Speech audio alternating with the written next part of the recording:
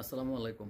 Malaysia calling ভিসার জন্য আপনি যেই ডকুমেন্টগুলো রেডি করবেন বেসিক্যালি আমি সেগুলো আবারও একটু বলতেছি আজকে। যেমন আপনি ১ নাম্বারে হচ্ছে আপনি একটা ভ্যালিড পাসপোর্ট রাখবেন যেটা মেয়াদ থাকতে হবে মিনিমাম ২ বছর অর্থাৎ ২৪ মাস।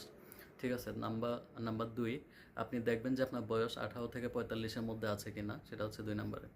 নাম্বার ৩ আপনাকে ছবি তুলে রাখতে হবে। ছবিটা সাইজ হবে 35x45 35/৪৫ আর ব্যাকগ্রাউন্ড হবে সাদা ব্যাকগ্রাউন্ড। ছবিগুলো বের করবেন হচ্ছে ম্যাট পেপারে।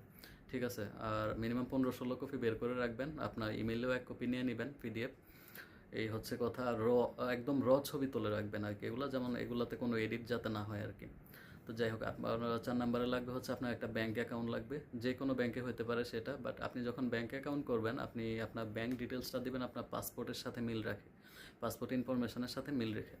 তারপর হচ্ছে আপনি বিএমইটিটা আপনাকে করতে হবে, এটা বাধ্যতামূলক। কারণ বিএমইটি ছাড়া আপনি মালয়েশিয়াতে আসতে পারবেন না। ইভেন আপনি মেডিকেলও করতে পারবেন না।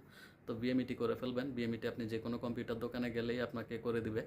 অথবা বিএমইটি অফিসে চলে যাবেন, অথবা আরও একটু স্মার্ট হলে আপনি নিজেই গুগল থেকে করে ফেলতে পারবেন।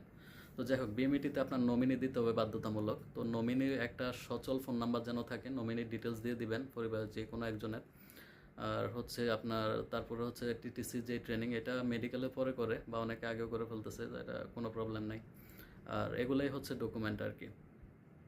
ঠিক আছে, তো অনেকে হয়তো করে ফেলছেন, আর যারা করেন নাই তারা এগুলা করে ফেলেন তাড়াতাড়ি, যারা আসার জন্য বসে আছেন আর কি। রেট একটা ব্যাপার হইতে পারে। তো যাই হোক, যতই রেট হোক মানুষ তার পয়সা থাকবে না। সো এই ডকুমেন্টগুলো আগে রেডি করে ফেলেন।